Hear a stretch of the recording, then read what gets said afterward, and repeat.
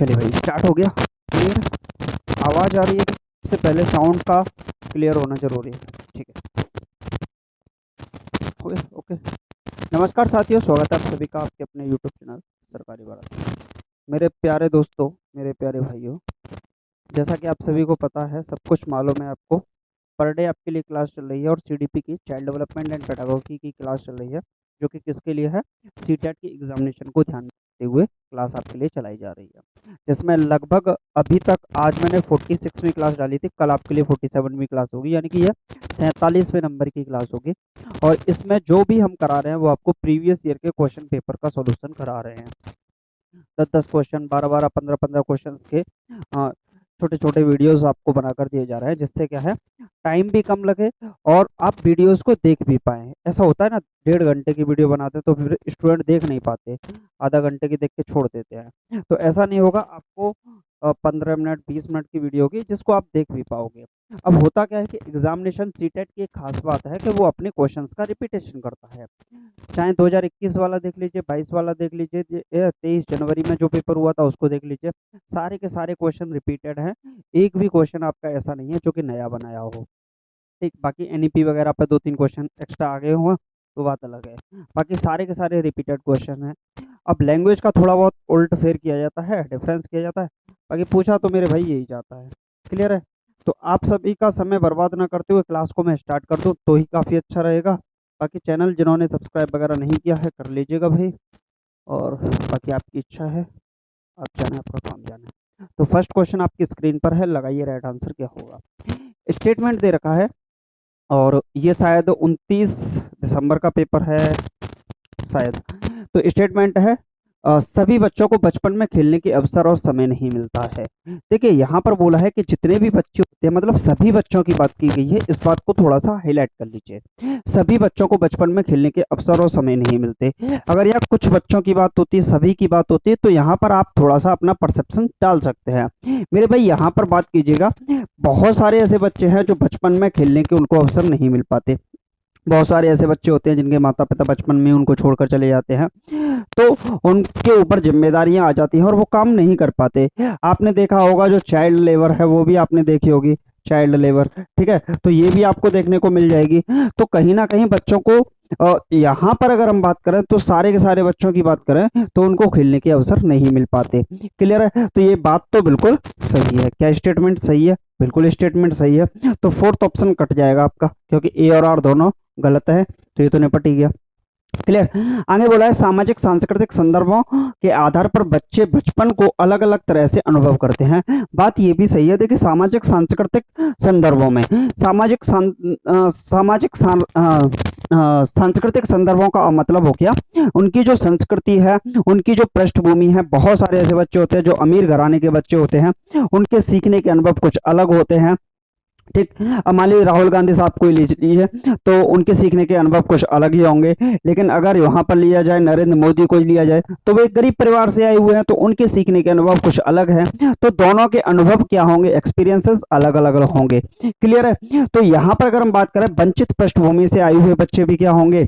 अलग अलग होंगे। पिछड़े वर्ग से अति पिछड़े वर्ग से आए हुए बच्चे भी अलग अलग होंगे। तो यहाँ पर अगर हम बात करें तो जो सामाजिक संस्कृति है, समाज है और संस्कृति है, प्रत्येक बच्चे को उसका परिवेश अलग अलग मिलता है। अलग अलग समाज में बच्चा बैठता है।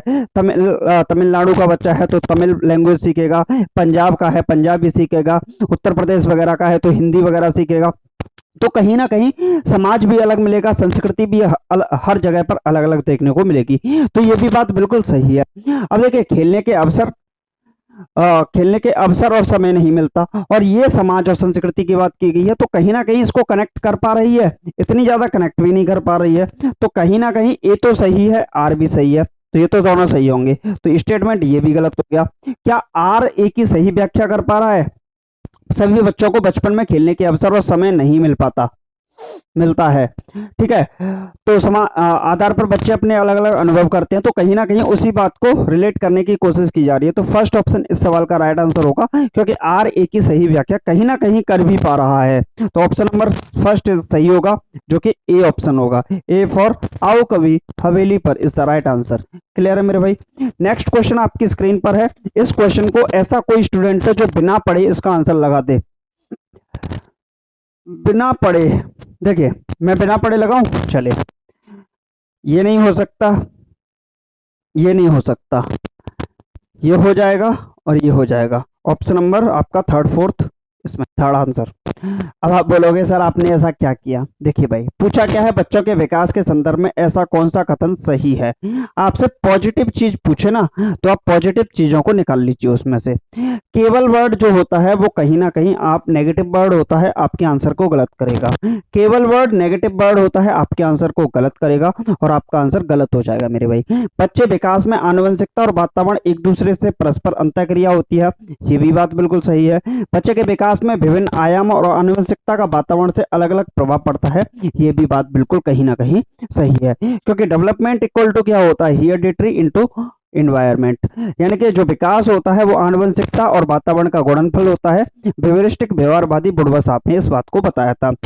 वातावरण और आनुवंशिकता की अंतःक्रिया के द्वारा, परस्पर अंतःक्रिया के द्वारा बच्चे का विकास होता है। क्लियर है, और अलग अलग प्रभाव भी पड़ता है देखने को, तो ये वाली बात सही है, तो आप ऐसे लगा सकते थे। तो थर्ड ऑप्शन इस सवाल का राइट आंसर हो जाएगा, यानी कि C is the right answer. Clear है मेरे भाई, ठीक है। चलिए नेक्स्ट क्वेश्चन देख लेते हैं। नेक्स्ट क्वेश्चन आपकी स्क्रीन पर है और ये क्वेश्चन बहुत आसान है, इसमें तो पढ़ने की जरूरत ही नहीं है। विकास की प्रक्रिया एक रूपी नहीं होती, रेखिक नहीं होती, स्थिर नहीं होती, बहुआयामी होती है। पढ़ने की जरूरत नहीं थी, कई बार मैं इस क्वेश्चन को करा चुका हूँ। लैंग्वेज को बदल बदल के ये क्वेश्चन पूछा जाता है सीटेट के द्वारा, लेकिन सीटेट वालों को अब सोचना चाहिए कि एक ही क्वेश्चन को भाई इतना क्यों रिपीट करते हैं ये। पर लेकिन कोई बात नहीं, करते हैं तो करते हैं, हमारे लिए फायदा है। ये क्वेश्चन आपके लिए बोनस मार्क्स का हो जाएगा भाई, ये मान लीजिए, आपको नंबर यहाँ फ्री के मिलेंगे। बाकी नेक्स्ट क्वेश्चन देख लेते हैं, नेक्स्ट क्वेश्चन क्या है। क्लियर है, बच्चों के विकास की दिशा होती है और प्रत्येक बच्चा, अब क्या है, बच्चों के जो विकास की दिशा होती है वो अलग अलग होती है या एक जैसी होती है। देखिए बच्चों के जो विकास की दिशा होती है वो अलग अलग नहीं होती है, बच्चों के विकास की दिशा एक जैसी होती है। आप बोलोगे सर क्या बोल रहे हो। जी हाँ, बच्चों के जो विकास की दिशा है एक जैसी होती है और अपनी गति से विकसित होते हैं, यानी कि और ऑप्शन नंबर ए सही होगा। समान रूप से विकसित होते हैं, ये भी गलत है। अपनी गति से विकसित होते हैं, क्यों, क्योंकि उनके अंदर इंडिविजुअल डिफरेंसेस पाए जाते हैं, व्यक्तिगत विभिन्नताएं पाई जाती हैं, इस वजह से बच्चे अपनी गति से विकसित होते हैं। क्लियर है, और विकास की जो प्रक्रिया होती है लगभग सभी बच्चों के अंदर सेम रहती है। आप बोलोगे कि सर ऐसा कैसे, आप कुछ बताइए इसके बारे में कि एक जैसी क्यों होगी।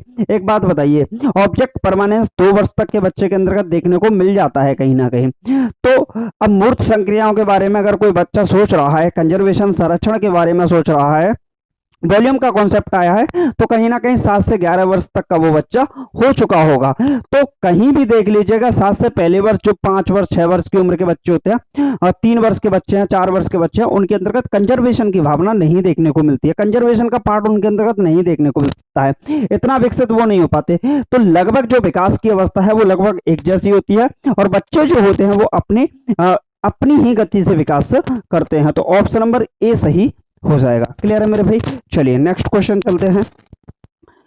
नेक्स्ट क्वेश्चन आपकी स्क्रीन पर है, इसका आंसर कौन स्टूडेंट लगा पाएगा ये देखना होगा भाई।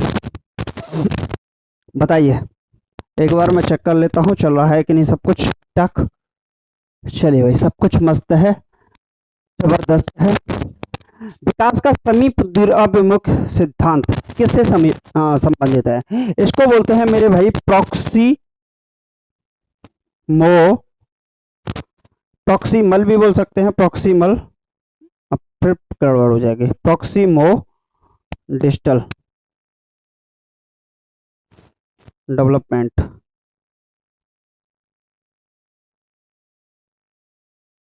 इसको बोलते हैं प्रॉक्सिमो डिस्टल डेवलपमेंट। ये होता है आपका सेंटर टू पेरीफेरी। कैसा होता है, सेंटर टू पेरीफेरी। क्लियर है, सेंटर टू पेरीफेरी या फिर सेंटर टू आउटवर्ड्स बोल सकते हो, या फिर सेंटर टू आउटवर्ड्स बोल सकते हो, सेंटर टू पेरीफेरी बोल सकते हो, यही बोल सकते हो, यानी कि केंद्र से बाहर की ओर होता है। कैसा होता है, केंद्र से बाहर की ओर होता है। अब आप बोलोगे कि सर केंद्र से बाहर की ओर मतलब अगर मुझे गिलास पकड़ना है तो पहले मैं, अगर मेरे को पेन पकड़ना है तो पेन पकड़ने से पहले मुझे गिलास को पकड़ना सीखना पड़ेगा, उसके बाद मैं पेन पकड़ूंगा। मान लीजिए मैं किसी चीज को चबा रहा हूं, तो पहले मैं सामने वाले, ये मेरे जो दांत हैं इनसे चबाऊंगा, सामने वाले दांतों से चबाऊंगा, और फिर मैं साइड वाले दांतों से चबाऊंगा। तो ये हो गया सेंटर टू पेरीफेरी जाने का काम। कभी भी कोई जैसे मेरा शारीरिक विकास होता है तो सबसे पहले मेरी रीढ़ की हड्डी विकसित ज्यादा होगी, फिर उसके बाद हाथ और पैर विकसित होंगे। तो कहीं ना कहीं हम बात करेंगे सेंटर टू पेरीफेरी, केंद्र से बाहर की ओर यहाँ पर विकास देखने को मिलता है। तो इसके अंतर्गत जो विकास देखने को मिलता है वो शारीरिक विकास की बात की जाती है। तो कौन सा हो जाएगा? शारीरिक। बाकी आप लोग कमेंट बॉक्स में इसका आंसर लिखिएगा, आपको क्या लगता है। क्लियर है? चलिए, वैसे ऑप्शन नंबर ए सही होगा। चलिए नेक्स्ट क्वेश्चन आपकी स्क्रीन पर है। ये क्वेश्चन ऐसा सीटेट का कोई भी पेपर मैंने आज तक नहीं कराया है जिसके अंतर्गत ये क्वेश्चन ना पूछा गया हो। हर पेपर के अंतर्गत ये क्वेश्चन पूछा जाता है, जो कि डिपेंड है आपका सोशलाइजेशन से, यानी कि समाजीकरण से। समाजीकरण की बात करें मेरे भाई, सोशलाइजेशन की बात करें, सोशलाइजेशन की बात करें तो इसके दो पार्ट होते हैं। पहला पार्ट होता है जो होता है प्राइमरी एजेंसी, और दूसरा पार्ट जो होता है उसको हम बोलते हैं सेकेंडरी एजेंसी, यानी कि प्राथमिक संस्था और द्वितीयक संस्था। क्लियर है मेरे भाई? प्राथमिक संस्था की अगर बात करें तो यहाँ पर जो आता है वो आपका परिवार आता है। क्या आता है? परिवार आता है, और आस पड़ोस आता है। मैं इतनी बार समझा चुका हूं आपको कि शायद आपको रट गया होगा। जिसने मेरी एक वीडियो भी पुरानी देखी होगी तो ये कॉन्सेप्ट उसने पढ़ लिया होगा। दूसरी अगर बात करें, यहाँ पर जो आता है वो आपका स्कूल देखने को मिलेगा, आपको आपका मीडिया आपको देखने को इसके अंतर्गत मिलेगी। यहाँ पर आपको लाइब्रेरी वगैरह देखने को मिलेंगी। क्या मिलेगी? लाइब्रेरी देखने को मिलेगी। यहाँ पर अगर हम बात करें तो आपको प्रिंट मीडिया आपको देखने को मिलेगी, प्रिंट मीडिया भी यहाँ पर आपको देखने को मिलेगी। इसके बाद ऑनलाइन एजुकेशन वगैरह अभी दीक्षित सर आपको पढ़ा रहे हैं, ये सब कुछ आपको यहीं पर सेकेंडरी एजेंसी का पार्ट होगा, यानी कि द्वितीय संस्था का पार्ट होगा। क्लियर है मेरे भाई? तो जहां जहां परिवार होगा वहां वहां प्राइमरी एजेंसी यानी प्राथमिक संस्था होगी। और इसने पूछा है कौन सी द्वितीय संस्था है, कौन सी संस्थाएं महत्वपूर्ण द्वितीय संस्था है? तो परिवार नहीं हो सकता, परिवार नहीं हो सकता, परिवार नहीं हो सकता। एक ही ऑप्शन बचा, फर्स्ट ऑप्शन।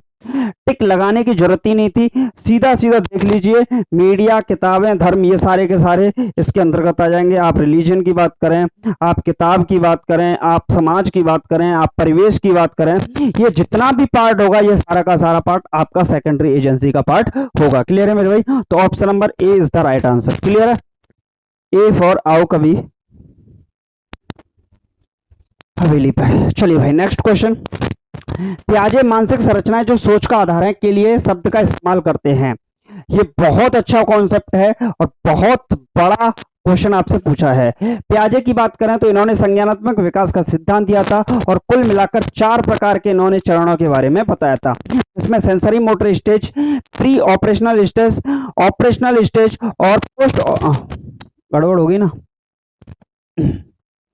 जिसमें आप इंद्रिय गामक अवस्थाएं, जिसे हम संवेदी गामक अवस्था के नाम से जानते हैं, पूर्व संक्रियात्मक अवस्थाएं, मूर्त संक्रियात्मक अवस्थाएं और अमूर्त संक्रियात्मक अवस्थाएं, यानी कि 4 स्टेज होती हैं। क्लियर है मेरे भाई? यहां पर अगर बात करें तो जो पियाजे साहब ने बोला था कि मानसिक संरचनाएं जो सोच का आधार हैं उसको हम क्या कहते हैं? स्कीमा कहते हैं।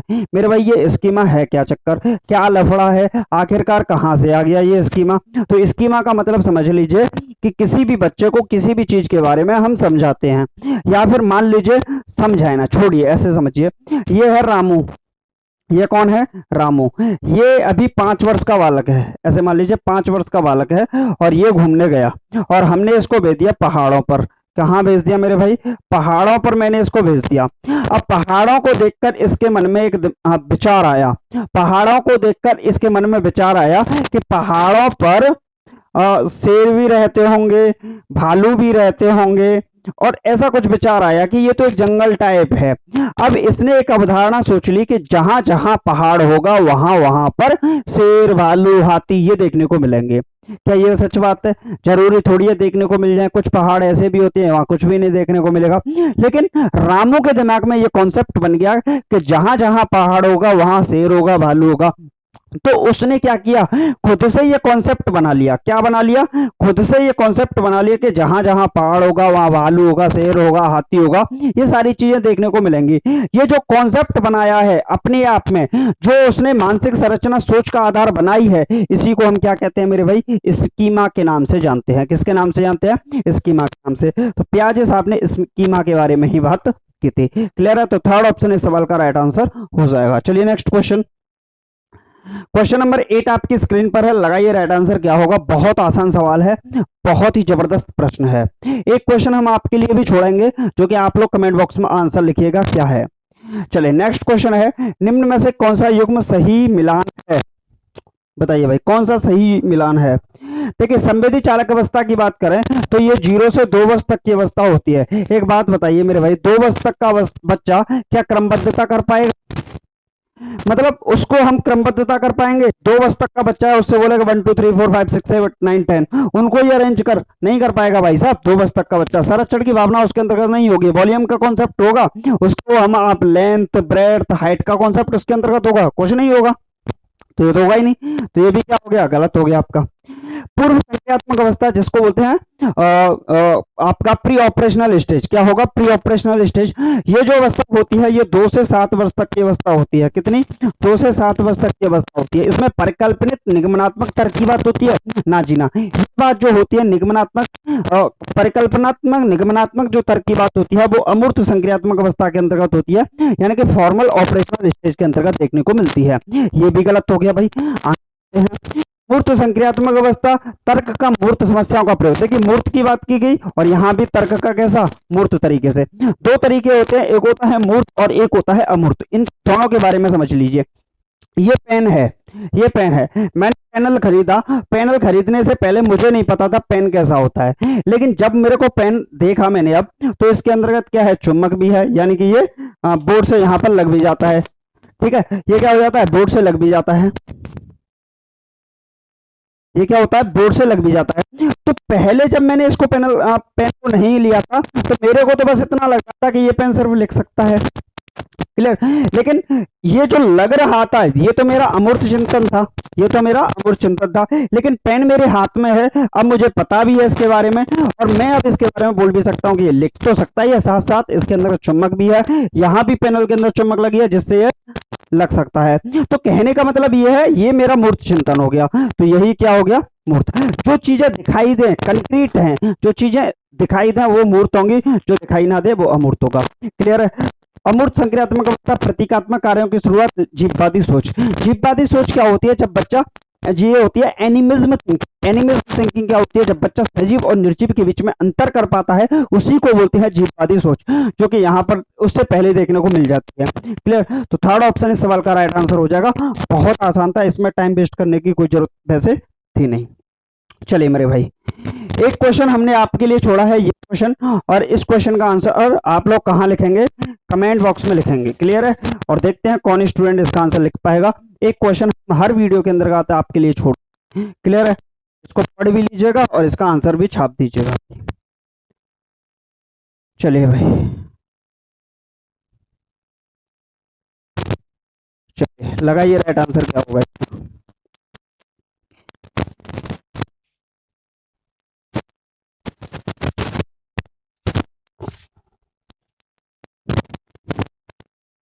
चलिए भाई, कौन स्टूडेंट लगाएगा इस ये लास्ट क्वेश्चन है आपके लिए।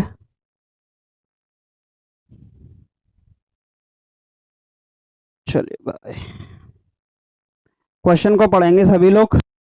माहिरा का मानना है,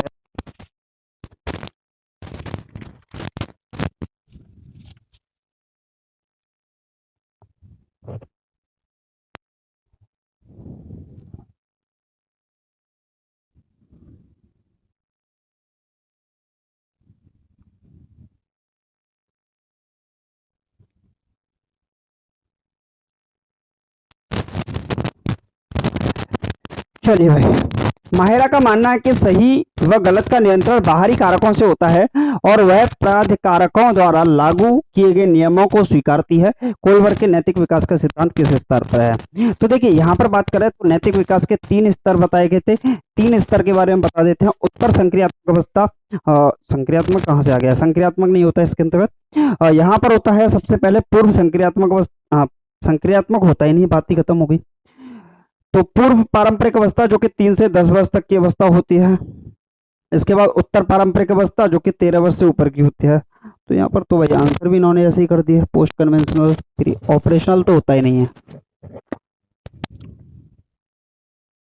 इसका आंसर, इसका मतलब गलत दे रखा है, कानून एवं व्यवस्था विन्यास होता है। बाकी इसका आंसर जो होगा वो क्या होगा आपका, रूढ़िगत नैतिकता का स्तर यानी कि कन्वेंशनल स्टेज इसका आंसर होगा। चलिए इसके अंदर वही मैं चेक कर रहा था कि आंसर कैसे गलत दे रखा है। तो इसका जो आंसर होगा वो कन्वेंशनल स्टेज होगा, ठीक है, जिसे हम रूढ़िगत नैतिकता का स्तर कहते हैं, जो कि सेकंड पार्ट है। बाकी इसमें आंसर दे नहीं रखा है जो कि गलत होगा। तो आज की वीडियो में सिर्फ इतना ही। अगर आपको वीडियो अच्छा लगा है तो वीडियो को लाइक करके, और चैनल को अभी तक सब्सक्राइब नहीं किया है तो कर दीजिएगा, ना करें तो भी चलेगा, वो आपकी इच्छा है। नोटिफिकेशन वगैरह आपको मिलते रहेंगे, और जो भाई पढ़ाएगा ढंग से उसके पर सब्सक्राइब नहीं तो कल आएंगे ही आएंगे, आज नहीं तो कल वो दिन जरूर आएगा जब आपको मजबूरन करना पड़ेगा, ठीक है। बाकी आप लोगों की इच्छा है, और बाकी मिलते हैं नेक्स्ट वीडियो में फिर से और नए कुछ क्वेश्चंस के साथ, ठीक है। Take care, bye, love you to all.